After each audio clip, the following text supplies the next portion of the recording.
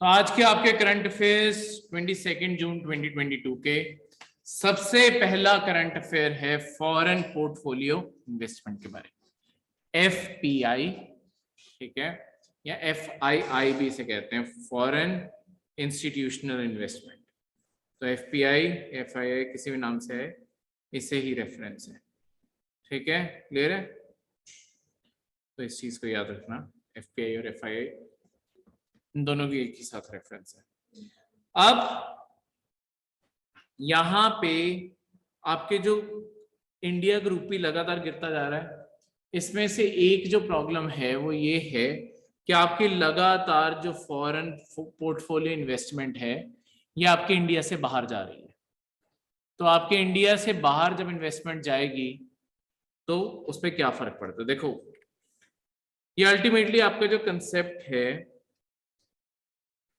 वो currency week या strong का कंसेप्ट है,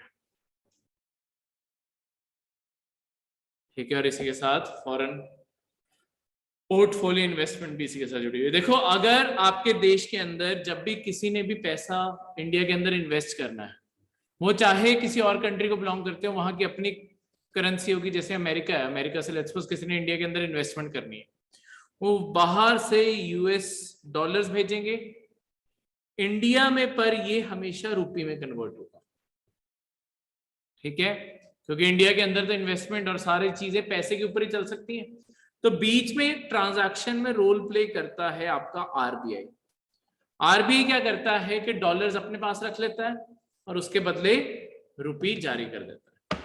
अब देखो, इंटरनेशनल मार्केट में क्या होता है, जिस भी कंट्री के अंदर इन्वेस्टमेंट हो रही होती है ना, जैसे इस केस के अंदर हम एग्जांपल पढ़ रहे हैं पहले इंडिया का, जिस कंट्री के ऊपर इन्वेस्टमेंट हो रही है एक तरीके से मतलब होता है उसकी करेंसी के ऊपर इन्वेस्टमेंट हो रही है, क्योंकि लोग अपना खुद की करेंसी छोड़ के आपकी करेंसी अपना रहे हैं। इन्वेस्टमेंट तो इसी में रहेगी ना, रुपये में ही रहेगी, तो आपकी करेंसी अपना रहे हैं।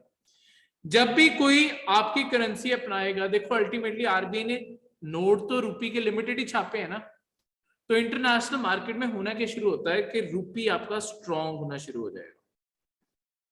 स्ट्रॉन्ग रुपये का मतलब है, लेट्स सपोज रुपये 75 पे है, रुपये आपका 74, 73, 72 इस साइड को जाना शुरू कर देगा, ठीक है। जब ये वैल्यू गिरनी शुरू होती है, यानी कि सबसे स्ट्रॉन्गेस्ट बोलूं तो $1 के बदले अगर ₹1 हो गया या इससे भी आगे चला गया, ₹1 के बदले आपको $5 मिल रहे हैं, तो इसे कहेंगे कि रुपये आपका स्ट्रॉन्ग होता जा रहा है, ठीक है। पर वो तब होता है जब आपके देश के अंदर बहुत ज्यादा इन्वेस्टमेंट्स आती हैं और सारे लोग आपकी कंट्री में इंटरेस्टेड है। इससे हो क्या रहा है, दुनिया भर में इस टाइम इकोनॉमी आपकी क्राइसिस में जा रही है, इस कारण आपके इन्वेस्टर्स हैं इस टाइम पे पैसा पुल आउट कर रहे हैं आपके देश से। जो इजी मनी का एक पूरा साइकिल था, देखो आपका पूरे की पूरी ये जो चीजें चलती होती है ना पूरी दुनिया में, आपके 15 से 20 साल के ना बिजनेस साइकिल्स होते हैं। इसमें क्या होता है कि एक बार बिजनेस बूम करते हैं, टॉप पे जाएंगे 15-20 साल में, फिर आपके रिसेशन की तरफ जाएंगे, बूम रिसेशन बूम रिसेशन, ये आपके बिजनेस साइकिल होते हैं, ठीक है। तो आपका वर्ल्ड इस टाइम यहां कहीं घूम रहा है, हम लगातार रिसेशन की तरफ अब मूव करना शुरू कर चुके हैं। दुनिया में माना जा रहा है कि आने वाले टाइम में आपकी दुनिया रिसेशन हिट कर सकती है, उसके क्लियर इंडिकेशंस पूरी दुनिया में दिख रहे हैं, ठीक है। तो ये जो सारी की सारी चीजें हैं, इसके कारण इन्वेस्टर्स भी घबराए हुए हैं और वो अपना पैसा सेव करने के लिए अपने अपने देश में वापस निकाल रहे हैं। पर जब इंडिया से पैसा वापस निकल के डॉलर्स में कन्वर्ट होगा, डिमांड किसकी बढ़ रही है, डॉलर की, डॉलर भी तो लिमिटेड ही प्रिंटेड है, तो डॉलर स्ट्रांग होने लग जाता है।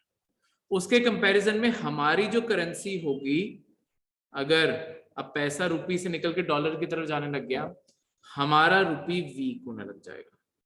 वीक का मतलब है इस साइड पे 76, 77, 78 ये वाली साइड को जाना शुरू हो गया। अब हमें ज्यादा रुपये पे करने पड़ेंगे $1 को खरीदने के लिए। तो ऑब्वियसली इंडिया, देखो इंडिया के लिए प्रॉब्लमैटिक क्यों है, इंडिया ओवरऑल एक नेट इंपोर्टर कंट्री है। नेट इंपोर्टर क्या होता है कि देखो आपका जो करंट अकाउंट है, करंट अकाउंट होता है जो आपका ओवरऑल आपके एक्सपोर्ट्स माइनस इंपोर्ट्स को देखता है। आपके पूरे देश के ज्यादा एक्सपोर्ट्स हैं या इंपोर्ट है। अगर आप दुनिया भर में एक्सपोर्ट का सामान बेचोगे, ऑब्वियसली आप डॉलर यहां से भी कमा लोगे, ठीक है। पर अगर आप इंपोर्ट ज्यादा कर रहे हो, आपको अल्टीमेटली डॉलर चुकाने पड़ेंगे। तो हमारे पास जितनी इन्वेस्टमेंट आती है, ये हमें हेल्प करती है, हम अपने बिल्स पे कर पाते हैं। पर प्रॉब्लम यहीं पे क्रिएट होती है, अगर लोगों ने अपने पैसे भी निकालने शुरू कर लिए, हम ओवरऑल तो नेट इंपोर्टर ही, हमें पैसे अल्टीमेटली साल के एंड में माइनस में चुकाने ही पड़ते हैं। 50 बिलियन आखिरी साल के एंड में किसी न किसी देश को चुकाना ही है। तो अगर 50 बिलियन देने, अगर मेरे पास 50 बिलियन होंगे मैं तभी दूंगा ना। तो ये अपने आप में प्रॉब्लम होती है, क्योंकि हमारे ओवरऑल यही कम है, एक्सपोर्ट्स ही कम है, ठीक है। हम ज्यादा इन्वेस्टमेंट पे रिलाई करते हैं। तो अगर आपका रुपी वीक होता है, रुपी वीक होने से प्रॉब्लम और ज्यादा कैसे बढ़ेगी, क्योंकि आपके इंपोर्ट्स के लिए हमें डॉलर के बदले रुपी ज्यादा देने पड़ रहे हैं, यानी कि मेरे सारे के सारे इंपोर्ट्स और ज्यादा एक्सपेंसिव हो जाएंगे। मुझे बाहर से तो डॉलर में सामान खरीदना है ना, डॉलर अगर मेरे रुपये के बदले और ज्यादा स्ट्रांग हो रहा है, तो मुझे और ज्यादा डॉलर देने पड़ेंगे सेम सामान के लिए। या तो मैं इंपोर्ट ना करूं या ज्यादा पैसे दूं। तो इस कारण आपके इंपोर्ट्स महंगे होंगे, तो मुझे ये बिल और ज्यादा बड़ा देना पड़ेगा, शायद 60 बिलियन का देना पड़े, 10 बिलियन का और नुकसान हो गया। इंपोर्ट्स से आपकी कमाई और ज्यादा डॉलर्स में एक बार के लिए गिर जाएगी, शॉर्ट टर्म में आपकी कमाई गिर जाएगी, क्योंकि जितनी आप क्वांटिटी में एक्सपोर्ट कर रहे हो, लेट्स सपोज आपने 5,000 रुपए का एक्सपोर्ट किया कुछ भी, पहले आपको 5,000 के बदले, सिर्फ एग्जांपल के तौर पे लेट्स सपोज आपको $50 मिल जाते होते थे, अब आपको सिर्फ $35 मिल रहे हैं। आपकी कमाई तो गिर गई ना, क्योंकि रुपी की वैल्यू कम हो गई, अब ज्यादा रुपी चुकाने पड़ रहे हैं कम डॉलर के लिए, तो आपके एक्सपोर्ट भी सस्ते हो जाते हैं। पर लॉन्ग टर्म में ये चीज फायदा भी देती है जब आपकी करेंसी वीक होती है, क्योंकि अगर करेंसी वीक होगी लॉन्ग टर्म में, लोग ऑर्डर आपके देश को ज्यादा बढ़ा देंगे, क्योंकि उन्हें आपके देश से सामान सस्ता पड़ रहा है। कल जो बंदा मुझसे $50 का सामान मंगा रहा था, वो खरीद पा रहा था ना $50 का, तो वो सामान ज्यादा ऑर्डर कर लेगा, कि अल्टीमेटली वो चुका 50 ही रहा है, पर उसने सामान इंडिया से ज्यादा मंगा लिया। मेरे लॉन्ग टर्म में कमाई ग्रो करती है।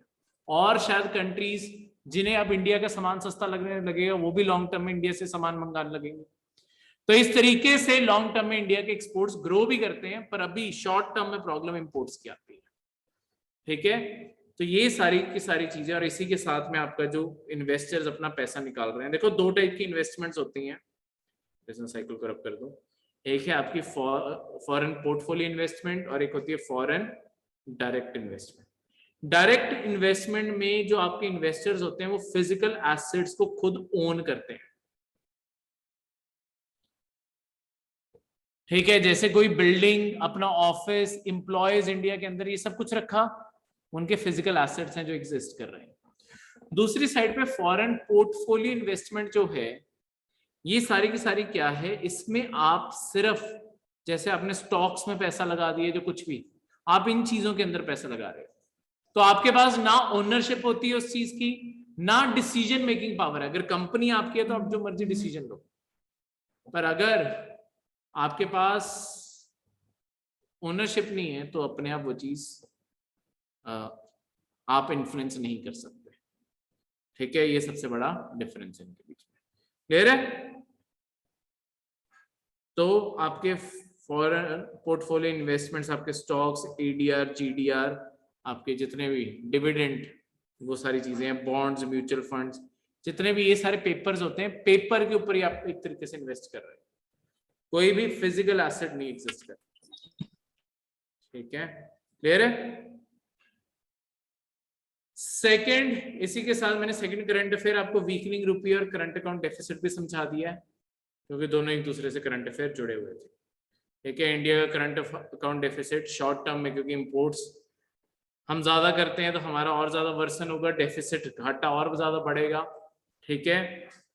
अगर हम नेट इंपोर्टर हैं तो ऑब्वियसली वीक करेंसी कभी भी एक अच्छी न्यूज नहीं होती, और उसके ऊपर से फॉरेन पोर्टफोलियो इन्वेस्टमेंट आपकी आउटफ्लो कर रही है, देश से बाहर जा रही है।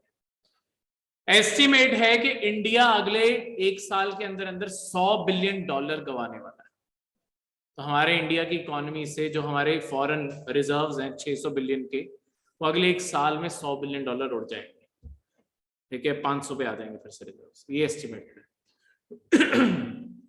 ठीक है, क्योंकि इंटरनेशनली इंडिया का खर्चा ज्यादा पड़ रहा है। क्लियर है? अब ये वीक करेंसी के मेरिट डिमेरिट क्या होते हैं, यहाँ पे एक मैंने पूरी लिस्ट भी लिख दी है, पेपर में कभी आपको ये डायरेक्टली आ सकते हैं, चीजों को याद रखना। आरबीआई के पास ऑप्शंस क्या क्या होते हैं ऐसी सिचुएशन में? देखो हम क्या कर सकते हैं, हम डॉलर सेल कर सकते हैं और रुपी बाय कर सकते हैं। अब ये क्या होता है, देखो आपके बहुत सारे इन्वेस्टर्स हैं, जब आपका रुपी वीक हो रहा है इसका मतलब है कि इंटरनेशनल मार्केट में डॉलर की डिमांड बढ़ी हुई है, डॉलर की शॉर्टेज है। अगर मेरे पास आरबीआई के तौर पे, मतलब मेरे पास जितने भी बॉन्ड पेपर्स हैं जो मैंने डॉलर में खरीदे हुए हैं, अगर मैं इंटरनेशनल मार्केट में ये सारे बेचने शुरू कर दूंगा, मार्केट में वो डॉलर में पैसा निकलना शुरू हो जाएगा ना। अगर वो सारा का सारा पैसा डॉलर मार्केट में निकलना शुरू हो गया, तुमने सब बेचना शुरू कर दिया, तो मार्केट के अंदर डॉलर आराम से अवेलेबल हो जाएगा, आपका रुपी कंट्रोल हो जाएगा, क्योंकि आप डॉलर के बदले आप रुपी ले रहे हो ना, आरबीआई है रुपी ले रहे हो, रुपी की आपने डिमांड बढ़ा दी, आप कह रहे हो कि ये पेपर वापस खरीद दो, मुझे मेरी पेमेंट कर दो रुपी में, तो आपने डॉलर सरेंडर कर दिया, रुपी ले लिया।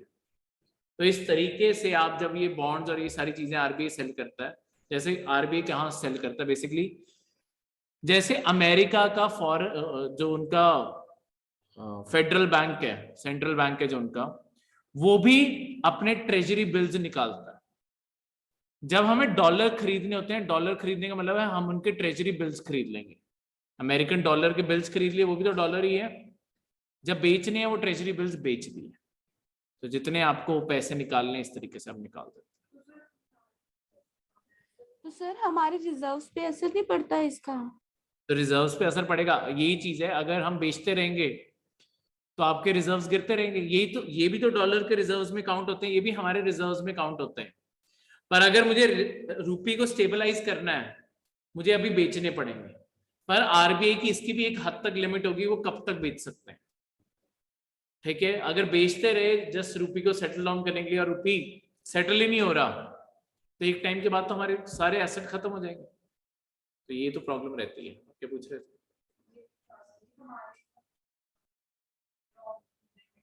हाँ, तो ये तो है, पर ये ऑपरेशंस करने पड़ते हैं अगर आपको अपना करेंसी स्टेबलाइज करना, तो ये ऑपरेशंस करने पड़ते हैं। ठीक है, तो यही चीजें हैं कि अगर वो बेचते रहे, हमारे फॉरेक्स रिजर्व्स और तेज स्पीड से बिकने शुरू होंगे। जैसे लास्ट अक्टूबर से अभी तक हम 40 बिलियन ऑलरेडी दे चुके हैं, तो अभी और भी जेब से कुर्बान करना पड़ सकता है। सर इसको कौन रेगुलेट करता है कि कितने रिजर्व सेल करने को? नहीं, आरबीआई? आरबीआई खुद ही मैनेज करता है ये सारी चीजें, तो आरबीआई की इंटरनल कमिटीज ये फैसला लेती हैं कि कैसे करना है। हमें मल्टीपल कंसिडरेशंस आरबीआई लेता है, इंटरनेशनल मार्केट में रुपी की प्राइस कहाँ जा रही है, हमारी लोकल मार्केट में इन्फ्लेशन कैसे चल रही है, इन सारी चीजों को देख के फैसले लेने पड़ते हैं। क्लियर है? अगला आपका करंट अफेयर है इक्विलाइजेशन लेवी के बारे में। इसे शॉर्ट में गूगल टैक्स भी कहते हैं। जैसे गूगल नहीं लगाता, ये इंडिया की गवर्नमेंट लगाती है। ये आपके एज अ नॉर्मल यूजर आपको नहीं ये टैक्स लगते। बेसिकली जितनी भी आपके एडवर्टाइजमेंट्स चलती है ना, चाहे वो फेसबुक हो, गूगल हो, कोई भी प्लेटफॉर्म पे जितनी एडवर्टाइजमेंट चल रही है, ये जितनी भी कंपनीज हैं, चाहे फेसबुक हो गया, चाहे आपका गूगल हो गया, ये सारी की सारी अल्टीमेटली फॉरेन कंपनीज है, अमेरिकन कंपनीज है। हम इंडिया के अंदर, कोई भी इंडिया के अंदर बिजनेस कर रहा है, हम उसके अंदर ऊपर भी तो टैक्स लगाते हैं। पहले क्या होता था, कोई भी जैसे एडवर्टाइजमेंट फर्म है, कोई भी इंडिया के अंदर सब टैक्स पे कर रहे हैं। पहले क्या होता था, ये गूगल, फेसबुक, इन सबको टैक्स ही नहीं भरना पड़ता था, ये सारा का सारा पैसा ऐसे ही इंडिया से ले जाते थे। तो गवर्नमेंट ने क्या करना शुरू किया, जस्ट इसे बैलेंस आउट करने के लिए हमने ऑनलाइन ट्रांजैक्शंस के ऊपर भी चार्जेस लगाने शुरू कर दिया। तो जो भी ये कंपनीज अब पैसा कमाती हैं उसके ऊपर इन्हें एक टैक्स देना पड़ता है, जिसे कहते हैं इक्वलाइजेशन लेवी। ये ऑलमोस्ट इक्वलाइजेशन का मतलब है कि उन्हें सेम लेवल पे ले आए हैं जिस लेवल पे इंडियन प्लेयर्स एग्जिस्ट करते हैं। क्योंकि नहीं तो लेट्स सपोज कोई इंडियन कंपनी है, वो कहेगी हमने इतना टैक्स लगाना है, इतना आपका बिल बना, ये टैक्स नहीं लगाएंगे तो ऑब्वियसली लोगों को लगेगा ये ज्यादा सस्ता है, यहां से कर लो। तो इस तरीके से उन्हें बैलेंस आउट करने के लिए ये चीज, तो ये लगता होता था कोई भी जो नॉन रेजिडेंट सर्विस प्रोवाइडर है, जैसे गूगल हो गया, फेसबुक हो गया, ये जो कंपनीज हैं, उन्होंने अगर सर्विस इंडिया के अंदर प्रोवाइड की है, ये एडवर्टाइजिंग, ये सारी चीजों की, उनके ऊपर टैक्स लगता है। और अगर उन्हें जो पेमेंट गई है किसी एक बिजनेस से उनके पास, वो 1 लाख से ज्यादा है 1 साल के अंदर, तब जाके टैक्स लगता है। ठीक है, अभी बेसिकली सारी दुनिया इस चीज के ऊपर विचार कर रही है कि ये सारी चीजों के ऊपर ना टैक्स लग जाए। ये करंट अफेयर कहां से बना है, हम WTO कुछ दिनों से पढ़ रहे हैं, उसके अंदर मैंने आपको बताया था ई ट्रांजैक्शन टैक्स, ई ट्रांसमिशन टैक्स लगना है, वो यही टैक्स को रिप्लेस करेगा। ठीक है, पर वो सारी दुनिया फिर एक दूसरे की उस पर लगाने लग जाएगी। इसके अलावा आपकी ओवरऑल मतलब एक एग्रीमेंट जो तैयार किया जा रहा है और जिसके ऊपर विचार होगी, वो है ग्लोबल टैक्स एग्रीमेंट। ये जुलाई 2021 से इसके ऊपर सारी की सारी बातें चल रही हैं। जब 130 कंट्रीज तब आई थी, अब धीरे धीरे 140 कंट्रीज हो गई हैं इसे ज्वाइन करते करते। यहाँ पे जो एक international organisation for economic cooperation and development, इसके एगेस के अंडर, मतलब इसके अंडर सारी कंट्रीज इकट्ठी हुई और इस चीज के ऊपर विचार करना शुरू किया कि किस तरीके से हम सारे के सारे टैक्स रिजीम्स किस तरीके से बिजनेसेस के लिए आसान कर सकते हैं और गवर्नमेंट्स का नुकसान मिनिमाइज कर सकते हैं। जैसे अभी क्या है कि लेट्स सपोज कोई कंपनी, जैसे फेसबुक और गूगल का एग्जांपल लगाते हैं, ये कंपनी अमेरिकन है। अभी अगर ये जैसे इंडिया के अंदर बिजनेस कर रही थी, एडवर्टाइजमेंट, ये सारी चीजों का, ये सारा पैसा अमेरिका ले जाती थी, तो बेनिफिट हुआ अमेरिकन गवर्नमेंट का, इंडिया का तो नुकसान ही हुआ है ना, इंडिया को तो कोई कमाई नहीं हुई। अब लॉन्ग टर्म में हम क्या करना चाहते हैं, हम 1-2 पिलर बनाना चाहते हैं टैक्सेस के। पहला पिलर होगा जो लार्ज कंपनीज के ऊपर लगेगा। ये पिलर में क्या होगा, बेसिकली जैसे लेट्स सपोज कोई भी कंपनी है, वो जितना भी रेवेन्यू कमा रही है ना, अब उसका कितना हिस्सा जहां पे उसके कस्टमर्स हैं, लेट्स सपोज इंडिया के अंदर उन्होंने जितने लोगों को सर्व किया, जितनों से पैसा लिया, उस देश के अंदर कितना पैसा देना है, अपने ओरिजिनल देश के अंदर कितना पैसा देना है, वो टैक्सेस बट जाएंगे। लेट्स सपोज इन्होंने 100 बिलियन कमाए इंडिया के अंदर से, तो 25% के करीब उन्हें इंडिया के अंदर टैक्स भरना पड़ेगा, बाकी वो सारा अमेरिका लेके जा सकते हैं, बाकी के ऊपर अमेरिका टैक्स लगाएगा अगर लगाना। ठीक है, मतलब जो भी टैक्स रेट बनेगा उसका 25% इंडिया, बाकी 75% अमेरिकन, जिस देश की कंपनी है वो रख लेगा। हमने अपना रखा है, अभी दुनिया में ऐसा कुछ नहीं है, अभी हर जगह कंपनीज को फिर अलग अलग टैक्सेस भरने पड़ते हैं।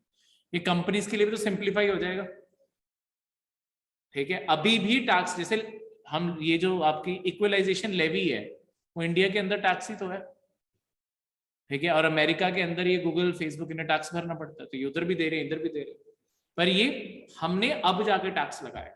अमेरिका तो ये कब से कर रहे हैं, जितना भी ये सारी दुनिया में कमा रहे हैं।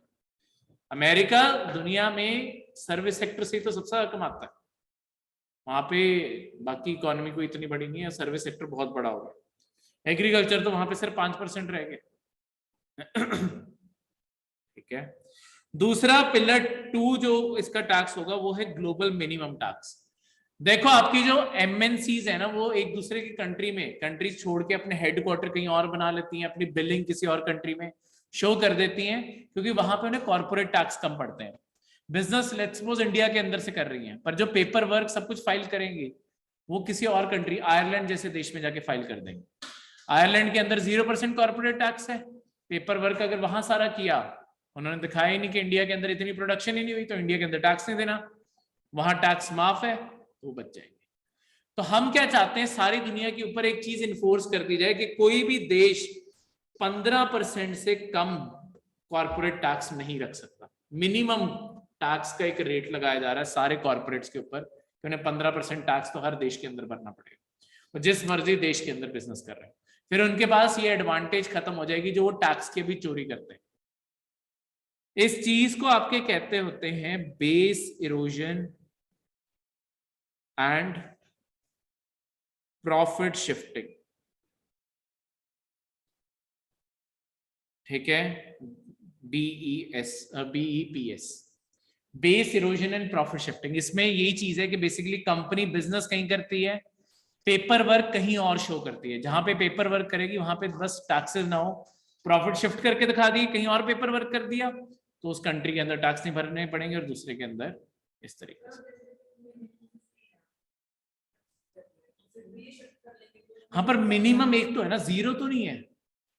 अगर सारी दुनिया की कंट्री आपस में कंपटीशन भी करना चाहती है, एक तो देश देखो सरकारों में आपस में कंपटीशन खत्म हो जाएगा, कि ऐसा नहीं कि एक कंट्री 15 दे रही है दूसरी 12 दे रही है, करते कराते 0% में तो टैक्स का नुकसान ही होता है ना, सरकारों को कोई फायदा थोड़ी है। अब वही चीज अगर सारी कंट्रीज मिनिमम 15% पे हो गया, अगर उन्हें कंपटीशन भी करना है, हर कोई 15% तो लगा ही रहा है ना। अब कंपनी के पास ऑप्शन है, वो इस कंट्री के अंदर 15% भरना चाहती है इसके साथ, वहीं वो अपना पूरा ऑफिस खोलेगी और वो बाकी कंसिडरेशन की तरफ ज्यादा जाएंगे, लेबर कहाँ सस्ती है, मार्केट कहाँ उनकी पड़ती है, ऐसी सारी चीजें। तो इस तरीके से टैक्स तो उतना ही भरना पड़ेगा, फिर उन्हें लगेगा क्यों ये फालतू की सिरदर्दी बढ़ाना, इधर कुछ करना है। अभी जो ये टैक्स की चोरियां कर रहे हैं वो इंसेंटिव खत्म कर देना है। हाँ जी, हाँ जी।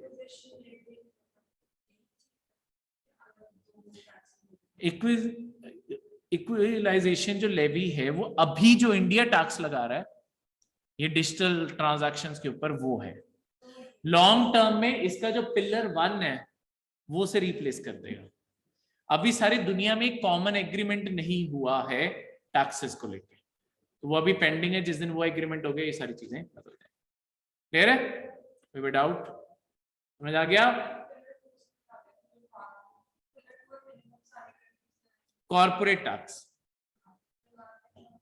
पिलर 1 में जो प्रॉफिट्स आए हैं, प्रॉफिट्स कौन सी कंट्री के अंदर टैक्स भरना है, ये जो 15% भी टैक्स लगाया है किस कंट्री के अंदर भरना है, जिस कंट्री के अंदर सामान बेचा है या जिस कंट्री के तुम बिलोंग करते हो। तो शेयर हो जाएगा 25% जहां सामान बेचा है, 75% जिससे तुम बिलोंग करते हो। नहीं नहीं नहीं, ये अलग टैक्सेस है, तो ऐसे ही होता है।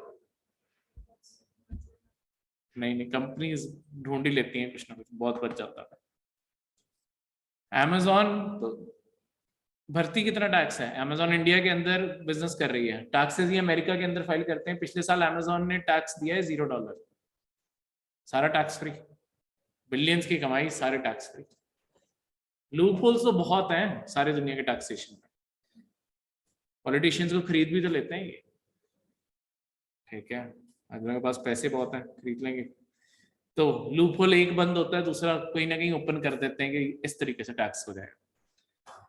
तो fourth current affair, national initiative for promoting upskilling of निर्माण वर्कर्स। निर्माण वर्कर्स का मतलब है कंस्ट्रक्शन वर्कर्स की तरफ एक स्कीम लॉन्च की गई है, शॉर्ट में निपुण। ये आपकी जो स्कीम है ये ministry of housing and urban affairs का प्रोजेक्ट है निपुण, और ये बेसिकली एक और स्कीम के अंडर प्रोजेक्ट है। ये स्कीम आपकी दीन दयाल अंत्योदय योजना या नेशनल लोसी के अंदर नेशनल अर्बन लाइवलीहुड मिशन है। नेशनल अर्बन लाइवलीहुड मिशन में बेसिकली हम यूथ को स्किल दे रहे हैं, जैसे प्लम्बिंग का हो गया, कारपेंट्री का हो गया, कोई भी ऐसी स्किल सिखानी है, उसके बाद उन्हें स्किल सर्टिफिकेट देने हैं ताकि वो अपने लिए एक प्रॉपर जॉब ढूंढ सके। इलेक्ट्रॉनिक्स हो गया, चिप मैन्युफैक्चरिंग हो गया, कुछ भी ऐसी सारी चीजों में सर्टिफिकेशन के कोर्स हैं, ठीक है।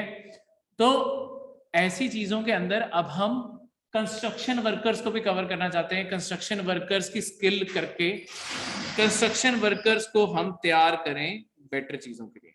जैसे हमारा टारगेट है कि ऑन साइट स्किल ट्रेनिंग से 80,000 कंस्ट्रक्शन वर्कर्स को हम ट्रेनिंग दें, ठीक है, और 14,000 कैंडिडेट आपके फ्रेश स्किलिंग भी दी जाए, प्लम्बिंग और ये सारी इंफ्रास्ट्रक्चर सेक्टर स्किल काउंसिल इन सारी के थ्रू। ये आगे जाके फ्यूचर प्लेसमेंट के लिए पोटेंशियल होल्ड करेंगे, चाहे वो इंटरनेशनल इंडस्ट्रीज के साथ टाई अप क्यों ना हो। जैसे इंडिया की बहुत सारी कंस्ट्रक्शन लेबर आपकी ये जो आपके मिडल ईस्ट है, कतर हो गया, यूएई हो गया, यहाँ पे बहुत सारी कंस्ट्रक्शन इंडियन लेबर है, तो उन्हें उस स्टैंडर्ड पे करके वो वहां जाएंगे, उनके परिवार तो इंडिया में ही है, वहां पे परिवारों को नहीं लाने देते, वो सिर्फ वर्कर्स को ही रखने देते हैं, पासपोर्ट छीन लेते हैं, पर वहां पे वो रहते हुए अब उनके परिवार को इंडिया के अंदर पैसा आएगा, ठीक है, वो अपना बेसिक रख के, बाकी तो इंडिया अपने परिवार को भेज देते हैं ना। अब जो इंडिया में पैसा आया वो एक तरह से इंडिया की कमाई है। तो अभी हम स्किल अप करना चाहते हैं अपने कंस्ट्रक्शन वर्कर्स को, कि दुनिया भर में इंडिया के कंस्ट्रक्शन वर्कर्स की डिमांड और ज्यादा ग्रो करे। जो भी अप्लाई करना चाहते हैं किसी को हम ढूंढ नहीं देंगे।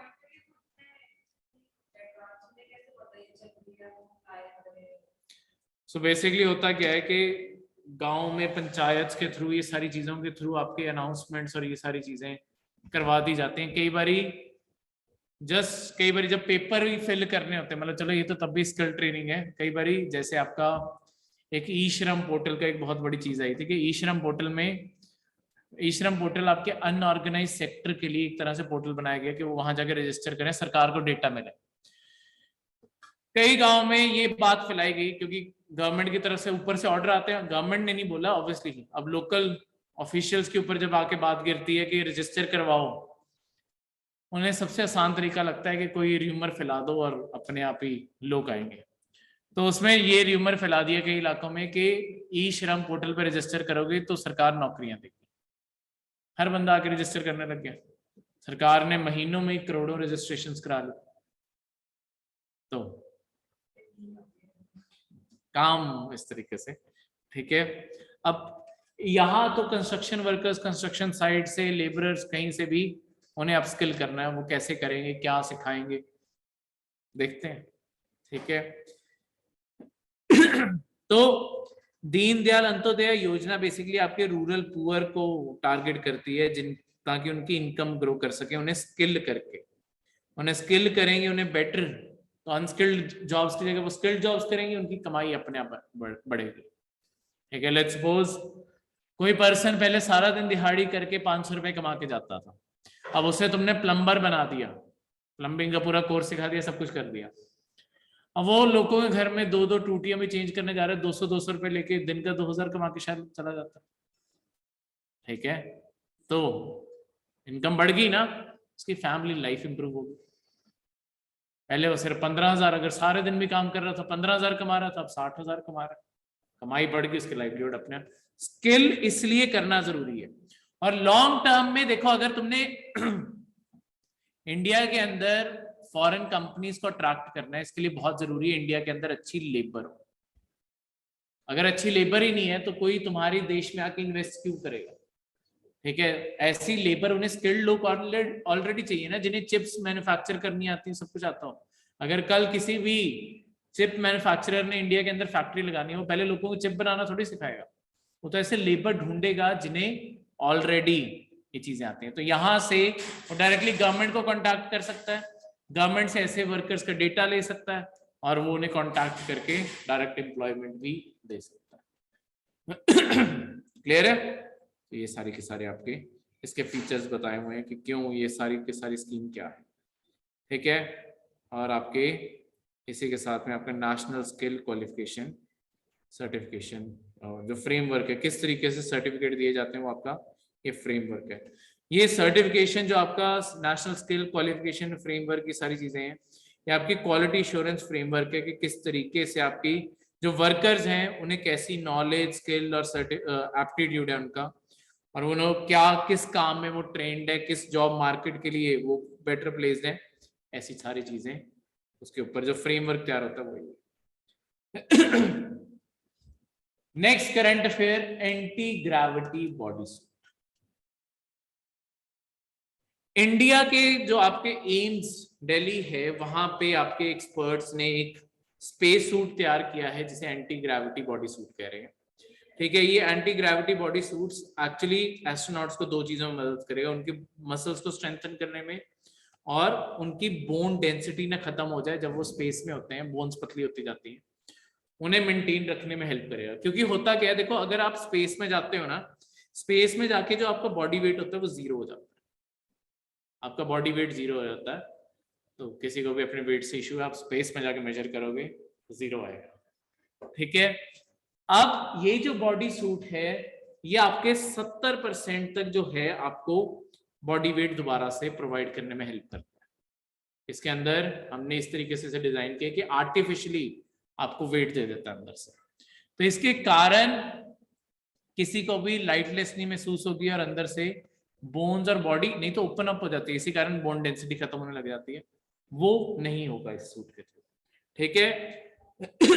दुनिया में और कोई भी कंट्री ऐसी नहीं है जिसके पास ऐसा कोई सूट है। ठीक है, तो ये एक ग्राउंड ब्रेकिंग इन्वेंशन भी हो सकती है। क्लियर है? नेक्स्ट, ये आपको डायरेक्टली प्रीलिम्स में कई बार क्वेश्चन बन सकते हैं, ऐसी जो डेफिनेशन होती है। ब्लैक स्वान इवेंट क्या होता है? देखो, ब्लैक स्वान इवेंट का मतलब क्या होता है कि आपके जो कंट्रीज हैं, जितने भी आपकी कंट्रीज हैं, पूरी दुनिया की इकोनॉमी लगा लो, आपकी इकोनॉमी के अंदर या आपके देश के अंदर कोई ऐसा इवेंट अक्कर हो जो आपकी पूरी मतलब आपके कंट्रोल में ही ना हो और आप इसे प्रिडिक्ट ना कर पाओ कि ये चीज हो सकती है। ये इवेंट सडन होना चाहिए और आपके कंट्रोल से बाहर होना चाहिए। ऐसे इवेंट्स को हम ब्लैक स्वान इवेंट कहते हैं। ठीक है, जैसे कि आपका जब 2007-8 का फाइनेंशियल क्राइसिस आया था, वो शुरू स्लोली हुआ पर सडनली जैसे सारी दुनिया में फैल गया, रिसेशन जो आई, वो ब्लैक स्वान इवेंट था। ठीक है, सारी दुनिया में सडनली ही आपके रिसेशन आ गई थी और कोई भी देश कंट्रोल नहीं कर पा रहा था उस रिसेशन। तो ऐसे इवेंट्स को ब्लैक स्वान इवेंट कहते हैं। तो ये इस टाइम जो इंडिया के अंदर जो आपका इन्फ्लेशन ग्रो कर रही है, सारी दुनिया में ये प्रॉब्लम आ रही है, सारी दुनिया में इन्फ्लेशन ग्रो कर रही है। उसके दो कारण है, दुनिया भर में सप्लाई की शॉर्टेज बढ़ी हुई है, मतलब सप्लाई शॉर्टेज है, चीजें पहुंच नहीं रही हैं, आपके कार्गो डिले चल रहे हैं, सामान अवेलेबिलिटी मार्केट में कम है, चाहे आपके फ्यूल हो, खाने की चीजें हो, बेसिक कंप्यूटर आइटम्स हो, इलेक्ट्रॉनिक्स हो, हर चीज की कमी पड़ी हुई है। तो सप्लाई कम है, डिमांड ज्यादा है। दूसरी साइड पे अगर बात करें, हाँ जी, मैं सूरज जी अभी कोविड-19 के बारे में मैं बताता हूँ। बिल्कुल, कोविड-19 इसका इवेंट पढ़ भी सकता है, नहीं भी पढ़ सकता, वो दोनों व्यूज हैं उसके, वो भी मैं आपको बताता हूँ। दूसरी चीज, दुनिया भर में जो इंस्टेबिलिटी फैली हुई है, क्योंकि आपकी जैसे रशिया यूक्रेन की वॉर छिड़ी पड़ी है, ये सारी चीजें दुनिया भर की इकोनॉमी में ऐसे असर दिखा रही हैं कि इन्फ्लेशन, जैसे कल की एक न्यूज ये भी थी, मतलब ये हमारे रेलिवेंस की नहीं है, पर यूके में इन्फ्लेशन रेट 40 साल का हाईएस्ट हो चुका है। 40 साल में जितनी वहां पे महंगाई नहीं हुई वो हो रही है वहां पे। ठीक है, ये सारी जो चीजें हैं ना, उसके चलते हुए ये आपके ब्लैक स्वान इवेंट, ऐसी चीजों को बोला जा रहा है जो हमारे कंट्रोल से बाहर है। कोविड-19 को भी, ये सारी चीजें शुरू हुई कोविड-19 से, सप्लाई शॉर्टेज तब से हुई जब दुनिया भर में फैक्ट्रीज लॉकडाउन लगे, सब कुछ हुआ, तब प्रॉब्लम शुरू हुई है। तो कोविड-19 सडनली आया, सारी मैन्युफैक्चरिंग सब कुछ बंद कर दी, उसे भी ब्लैक स्वान इवेंट बोल सकते हैं, जो हमारे फिर उसका रेपरकशन, ये इकोनॉमी में क्या होने वाला है, वो कंट्रोल से बाहर था। देखो, ये ब्लैक स्वान इवेंट, ये जो नाम आया है, ये अपने आप में इसका ओरिजिनेशन बहुत फनी है। यूरोप से आया। 1697 तक ज्यादातर यूरोपियंस को लगता था जो स्वान्स होते हैं वो ज्यादातर व्हाइट कलर के होते हैं। जब सडनली आपके एक डच एक्सप्लोरर ने ऑस्ट्रेलिया के अंदर ब्लैक स्वान को देखा, तो सडनली, तो उसके बाद से नाम ही पड़ गया। कोई भी ऐसा इवेंट जो सडनली अक्कर हो उसे ब्लैक स्वान कहते हैं। देखो, कोविड-19 के दो व्यूज हैं। ये जो डेफिनेशन है ना, ये सबसे पहले definition actually Naseem Nicholas Talib ने यूज की थी 2001 में अपनी बुक में। ठीक है, द ब्लैक स्वान, उसने अपनी पूरी बुक की हेडिंग ही ये दी थी, ब्लैक स्वान। उसके बाद से इकोनॉमी के अंदर टर्म यूज होने लगी, मतलब तब से नहीं यूज कर रहे, जब से ब्लैक स्वान दिखी थी। ये बुक एक बहुत ही पॉपुलर हुई, एक इकोनॉमिस्ट की बुक, और उसके बाद इन सारे इवेंट्स को हम ब्लैक स्वान इवेंट बोलने लगे। ये जो ब्लैक स्वान इवेंट है, बेसिकली जो तलीब जिसने वर्ड रखा है, उसका कहना है कि कोविड-19 ब्लैक स्वान इवेंट नहीं है, ये व्हाइट स्वान इवेंट है। व्हाइट स्वान इवेंट वो होते हैं जिन्हें तुम प्रिडिक्ट कर सकते हो। देखो, तलीम ने ये बोला कि ये नहीं पता था कि पेंडेमिक कब आएगा, पर सरकारों को ये तो पता होना चाहिए कि पेंडेमिक कभी भी आ सकता है और तैयारी तो रखें। ये तो सरकारों की गलती है ना कि उन्होंने तैयारी नहीं रखी। ये सडनली इसलिए, पर दूसरे लोगों को ये कहना है कि देखो पेंडेमिक आया, पेंडेमिक के बाद जो सडनली इकोनॉमी के जर्क्स आए हैं वो मेन प्रॉब्लम है। ठीक है, क्लियर है। नेक्स्ट आपका करंट अफेयर है अरुणाचल प्रदेश अपर सियांग मल्टीपर्पज स्टोरेज प्रोजेक्ट बनाया जा रहा है। ये इंडिया का सेकंड लार्जेस्ट डैम बनेगा भाखड़ा नंगल के बाद। ठीक है, भाखड़ा नंगल अभी भी लार्जेस्ट है, ये सेकंड लार्जेस्ट डैम यहां पे बनाया जा रहा है। सियांग रिवर दिहांग रिवर को ही बोला जाता है, चाहे दिहांग बोलो चाहे सियांग बोलो, ये एक ही रिवर है। ठीक है, चाहे पेपर में सियांग के नाम से आ गई, पेपर में कंफ्यूज ना हो जाना कि ना ज्योग्राफी में पढ़ा ना कहीं और पढ़ा, ये सियांग रिवर कौन सी आ गई। सियांग दिहांग एक ही रिवर को रेफर किया जाता है, जिस मर्जी नाम से आ जाए। ये देखो, ये आपकी नॉर्थ ईस्ट में, पहले आपको रिवर्स बता दें, जब चाइना के अंदर आपकी ब्रह्मपुत्र होती है उसे यारलुंग जंगपो या त्संगपो कहते हैं। यहां से ये फ्लो करते करते ये जो अरुणाचल प्रदेश का एरिया, यहां से इंडिया एंटर करती है, ये इंडिया एंटर करती है और यहाँ पे बाकी रिवर्स इसके साथ लोहित, सुभानश्री और ये दिहांग के तौर पे एंटर करती है। ये सारी की सारी जब ये रिवर्स मिल जाती हैं, ये मिलके बनाती है ब्रह्मपुत्र। लॉन्ग टर्म में इसके अंदर और भी रिवर्स जुड़ती जाती हैं, जैसे तिस्ता होगी, ये सारी सारी यहाँ पे मानस आके जुड़ती है, ये सारी की सारी यहाँ पे इसके साथ अटैच होती जाएंगी। करते कराते ब्रह्मपुत्र में पानी बढ़ता जाता है, फिर ये बांग्लादेश एंटर कर जाती है आपकी रिवर। बांग्लादेश में ब्रह्मपुत्र को जमुना बोला जाता है। ठीक है, जमुना, और इस साइड से गंगा जब बांग्लादेश एंटर करती है, गंगा को बांग्लादेश के अंदर पद्मा बोला जाता है। गंगा का बांग्लादेश में नाम है पद्मा, ब्रह्मपुत्र का नाम है जमुना। ये दोनों मर्ज होती हैं और फाइनली रिवर बनाती हैं मेघना। गंगा और ब्रह्मपुत्र जब बांग्लादेश के अंदर जुड़ती हैं, या उनके वहां के नाम अगर मैं बोलूं, आपके पद्मा और जमुना एक साथ जब जुड़ती हैं वो मेघना बनाती हैं।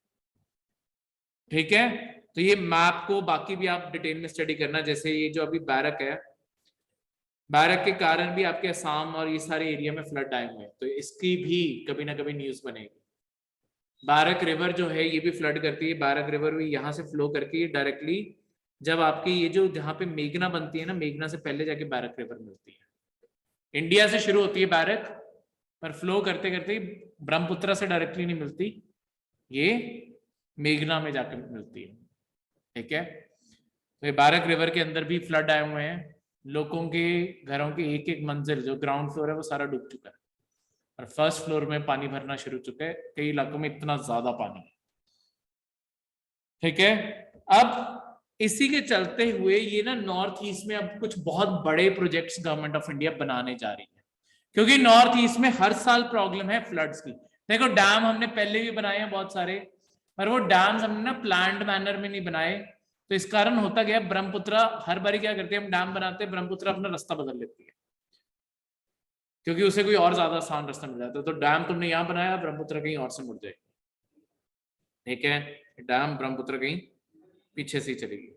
तो इस तरीके से अगर आपकी चीजें मूव कर गई तो आपका डैम किसी काम करना था। अब पर हम प्लान्ड मैनर में हमारे 4 रिवर्स के ऊपर फोकस है जहां पे हमने डैम्स बनाने, सुभानसिरी, लोहित, दिबांग और सियांग, या जिसे दिहांग भी कह सकते हो, एक ही नाम है। ठीक है, जैसे भी रेफर करें, ये 4 रिवर्स को अगर हमने डैम बना के कंट्रोल कर लिया ना, आपके फ्लड्स कंट्रोल्ड लेवल में आ जाएंगे। अभी लिटरली आपका नॉर्थ ईस्ट का बहुत सारा एरिया, कई एरियाज ऐसे हैं जो लिटरली डूब ही जाते हैं। तो हर डैम के साथ हम क्या कहते हैं, आपके 2-2 मीटर आपका पानी और नीचे ले आएंगे, तो इस कारण आपके ब्रह्मपुत्र के अंदर फ्लड्स जो हैं वो लॉन्ग टर्म में कंट्रोल किए जा सकते हैं। दूसरा, ये जो दिहांग का एरिया है, जो दिहांग रिवर है, इसका ज्यादातर देखो पानी इंडिया से ही शुरू होता है, थोड़ा सा चाइना की तरफ भी जाता है। चाइना करना क्या चाहता है, दिहांग रिवर के ऊपर ना चाइना भी डैम बना रहा है, और चाइना लॉन्ग टर्म इस रिवर को ना मोड़ना चाहता है कि हम ज्यादा पानी निकाल लें। हम क्या करने लगे हैं, जिस साइड से वो मोड़ना चाहते हैं, ठीक है, वो अपना यहाँ से रास्ता बना के वो यहाँ से टर्न करवाना चाहते हैं, ताकि ऊपर वाले एरिया में पानी पहुंच जाए उनके, और इंडिया को चाहे पानी आए चाहे ना आए कोई फर्क नहीं पड़ता। हम क्या कर रहे हैं, हम डैम यहीं बनाने लगे हैं, क्योंकि रिवर हमारे यहाँ से शुरू होती है, तो हम उससे पहले बना लेंगे, तो हम पानी को कंट्रोल कर सकते हैं, कितना पानी रिलीज करना है कितना नहीं करना। ऐसे स्ट्रैटेजिक डैम्स बनाने बहुत जरूरी हैं, नहीं तो चाइना हम ऊपर से पानी जाना बंद कर देंगे। अगर हम चाइना ये कहता है कि हमने नीचे नहीं पानी भेजना ऊपर भेजना है, तो हम ऊपर ही नहीं जाने देंगे। ठीक है, कोई ऑल्टरनेटिव रास्ता बनाना शुरू कर देंगे कुछ भी। तो इस तरीके से ये सारी चीजें डिप्लोमेसी के साथ भी जुड़ी हुई हैं। Next current affair, EU to grant Ukraine candidate status to become member state. आपके यूक्रेन को यूरोपियन यूनियन अलाउ करने लगा, एक यूक्रेन को और एक मोल्डोवा को कैंडिडेट स्टेटस देने लगा है कि वो फ्यूचर में यूरोपियन यूनियन को ज्वाइन कर सके। यूरोपियन यूनियन एक ऐसा पॉलिटिकल और इकोनॉमिक ग्रुप है, अभी 27 देश इसके मेंबर हैं, जो सारे के सारे मैक्सिमम यूरोपियन कंट्रीज को कवर करता है, सारे नहीं मैक्सिमम यूरोपियन कंट्रीज को कवर करता है। इन्होंने क्या किया है, अपना ज्यादातर जुडिशियल पॉलिटिकल ऐसे ज्यादातर सिस्टम्स के अंदर ना लॉज कॉमन बना लिए, और इसके अलावा इन्होंने और चीजें भी फॉर्म करनी शुरू कर दी, जैसे आपके शेंजन एरिया। शेंजन एरिया क्या है कि आपके जिन जिन कंट्रीज ने शेंजन एरिया को ज्वाइन किया, वहां पे आपका बिना पासपोर्ट के सारे यूरोपियंस एक दूसरे की कंट्री में ट्रैवल कर सकते हैं, बिना किसी पासपोर्ट बिना किसी डॉक्यूमेंट के। तो उन्होंने सारे बॉर्डर्स चेक पोस्ट सब कुछ हटा दिया, तो ट्रांसपोर्टेशन भी और बढ़ गया, लोगों का ट्रैवल भी और ज्यादा बढ़ गया, इन्वेस्टमेंट्स भी आपस में और ज्यादा बढ़ गई, तो यूरोपियन इकोनॉमीज बहुत ज्यादा ग्रो की इसके बाद।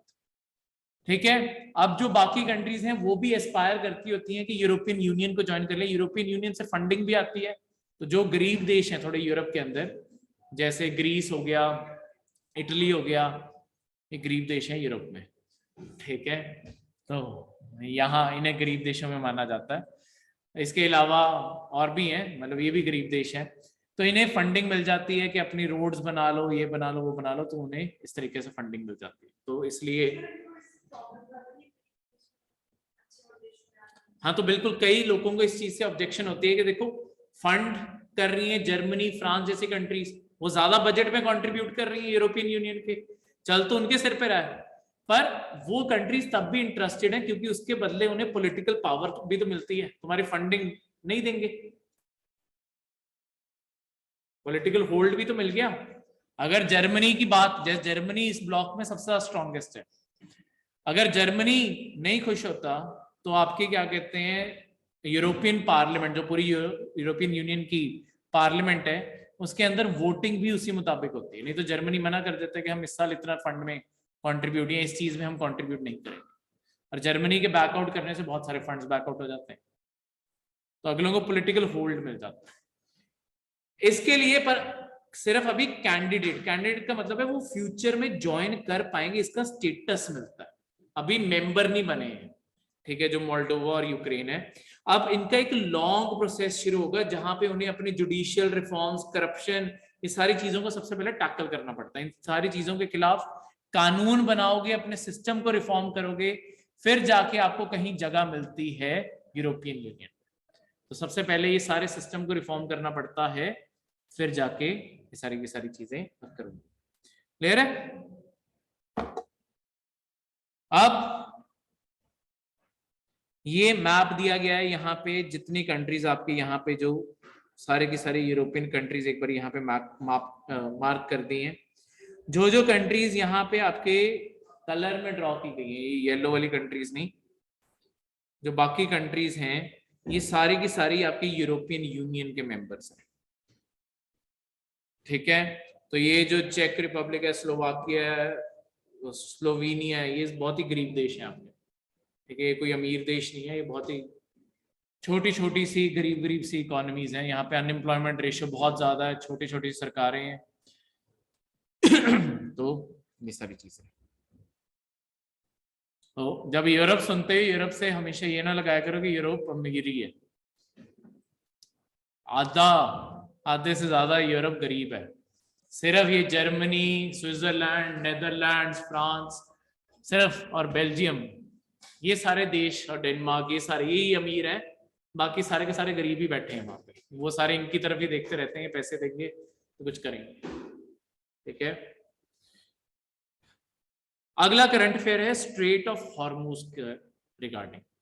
आपके ईरान और यूएसए के बीच में ना बनती नहीं है, और यही अभी यहाँ पे ना उन दोनों की वॉरशिप्स जो हैं, और ईरान की स्पीड बोट और अमेरिका की वॉरशिप, उन दोनों के बीच में थोड़ा सा टसल सा होके हटा है। अमेरिका की शिप ने वार्निंग फ्लेयर्स फायर ऑफ किए जब स्पीड बोट को उन्होंने अपनी तरफ आते हुए देखा।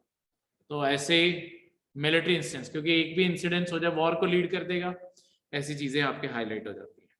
देखो स्ट्रेट ऑफ हॉर्मुज पड़ता क्या है, ये ना एक पतली सी गली है पानी की, जिसके एक साइड पे पर्शियन गल्फ है, दूसरी साइड पे गल्फ ऑफ ओमान है, जो आगे जाके अरेबियन सी में ओपन होता है। ठीक है, ये देखो इंडिया के ये साइड पे मैप बना है इंडिया के, यहाँ से ये जो मिडल ईस्ट का इलाका आ गया, ये सऊदी अरेबिया सारा, यहाँ पे ये जो पतला सा एरिया है ना, वो ये एरिया है।